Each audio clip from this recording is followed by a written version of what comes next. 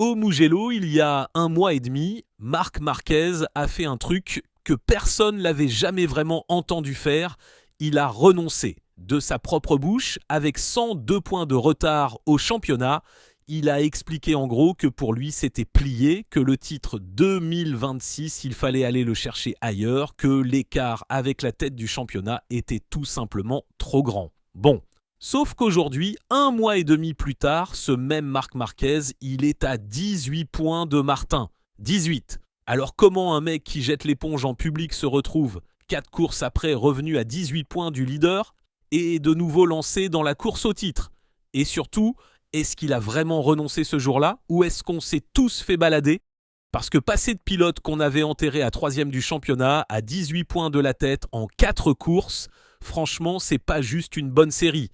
Un pilote qui reprend 84 points au leader avant la trêve estivale, ça change absolument tout.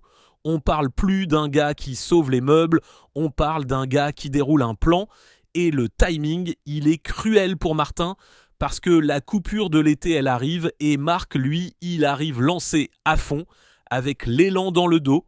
Le genre d'élan qui transforme des vacances tranquilles en un été à surveiller les classements. Alors on va décortiquer ça ensemble parce que cette histoire, elle est quand même bien plus tordue qu'un simple retour en forme. On commence donc par le week-end qui a tout confirmé, le Sachsenring. Et là, faut le dire clairement, c'est pas une victoire, c'est une démonstration. Marc Marquez, il a absolument tout pris. La pole, le sprint, la course et le meilleur tour en course par-dessus le marché, le carton plein quoi, le grand chelem comme on dit sur un week-end où il n'a pas laissé une seule miette aux autres. Mais le truc qui fait vraiment lever un sourcil, c'est pas le score du week-end, c'est ce que cette victoire raconte dans l'histoire du sport. Parce que c'était sa 10e victoire sur ce tracé allemand, la 10e. Et à ce niveau-là, vous n'êtes plus dans les stats d'un pilote en forme, vous êtes dans les stats d'une légende. 10 victoires sur un même circuit en catégorie reine, ça vous met à égalité avec Giacomo Agostini. Rien que ça, et Agostini, je vous rappelle, c'est pas exactement le premier venu dans ce sport. Donc quand vous entendez que Marc aurait renoncé au titre, gardez dans un coin de la tête qu'au même moment, il écrit son nom juste à côté de celui d'Agostini. Alors maintenant, la vraie question, comment on passe de 102 points à 18 ? Parce qu'une victoire, même énorme, ça vous rapporte 37 points sur un week-end sprint et course additionnées. Ça suffit pas à tout expliquer. Non. Si l'écart a fondu comme neige au soleil, c'est parce qu'il s'est passé 2 choses en même temps. Et la deuxième, on en parle beaucoup, beaucoup moins. La première, c'est Georges et Martin. Pendant que Marc empile les victoires, Martin, lui, y coince. Au Sachsenring, le leader du championnat, il a fini 5e. 5e. Et sur le papier, une 5e place, c'est pas la catastrophe. Il marque des points, il limite la casse. Sauf que quand votre poursuivant direct fait carton plein et que vous êtes scotché en 5e position, l'addition, elle devient brutale. Vous perdez pas la course, vous perdez le championnat au ralenti, week-end après week-end. Et ça, pour un leader, c'est le pire des scénarios parce que vous voyez le danger grossir dans le rétro sans rien pouvoir y faire.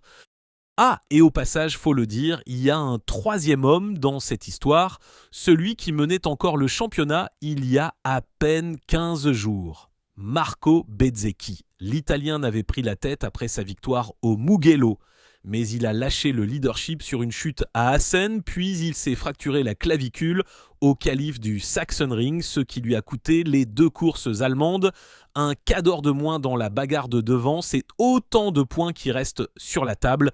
Et devinez qui vient les ramasser. Voilà comment un championnat, il bascule vraiment, pas sur un seul exploit, mais sur un gars qui monte pile au moment où 2 autres descendent. Et pendant tout ce temps-là, qu'est-ce qu'il raconte Marc ? Pas grand-chose, mais ce qu'il lâche, ça vaut de l'or. Bien avant l'Allemagne, on l'interroge sur la suite, et il annonce déjà la couleur. Il désigne carrément le Sachsenring comme le circuit où il va repasser en mode attaque. Sur le moment, beaucoup ont pris ça pour de l'optimisme de convalescent, le petit truc qu'on sort devant le micro pour faire le show. Moi, le premier, je vous avoue. Sauf qu'avec le recul, ces 2 mots-là, ils disent absolument tout. Parce qu'un gars qui a vraiment renoncé, il ne vous parle pas de mode attaque, Lui, il gère, il assure, il pense à l'année d'après. Là, non. Là, c'est un chasseur qui vous explique tranquillement qu'il vient de rallumer les phares. Et d'ailleurs, pour pas rater la suite de ce bras de fer pour le titre et les infos des coulisses du paddock cet été, pensez à vous abonner à la chaîne. Bref, revenons à notre histoire. Parce que c'est exactement là que tout change de nature. On a tous lu ce Mugello de la même manière. On s'est dit, Marc a craqué, il a lâché l'affaire, il joue plus que pour les victoires et pour l'orgueil. Une jolie histoire de fin de saison, le champion qui sauve l'honneur. Sauf que c'est faux, c'est même l'exact inverse. Parce que si vous reprenez sa déclaration du Mugello à froid, avec ce qu'on sait maintenant, elle sonne complètement différemment. Un gars qui annonce publiquement qu'il n'y croit plus, avec 102 points de retard, il fait quoi en vrai? Il enlève toute la pression de ses épaules.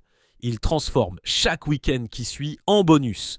Plus personne l'attend au titre, plus personne le surveille comme le favori, et lui, il roule complètement libéré, sans le poids du championnat sur le guidon.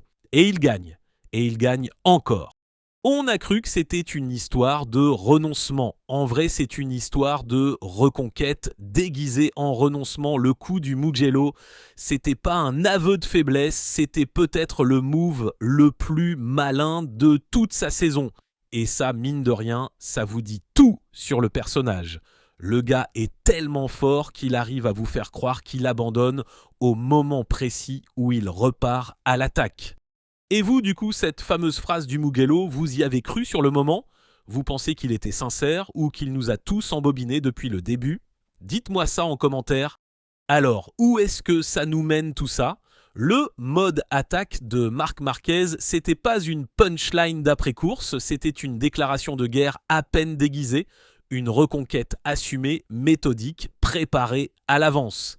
Le mec a transformé 102 points de retard en 18 points en un mois et demi et il l'a fait en donnant à tout le monde l'impression qu'il avait baissé les bras. C'est pas de la chance, c'est pas une simple bonne série, c'est un plan qui se déroule pile comme prévu.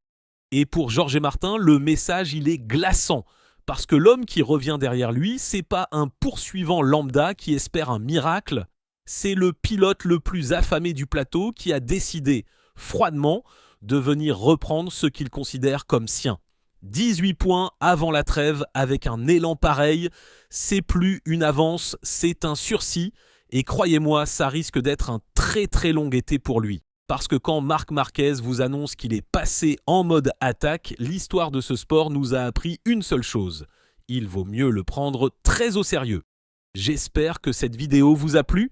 Et si elle vous a plu, n'hésitez pas à la liker, la partager et lâcher votre avis en commentaire. Et pour finir, la question qui fâche, vous êtes plutôt Team Marc ou Team Martin pour ce titre 2026 et surtout pourquoi? On se donne rendez-vous très vite pour la suite.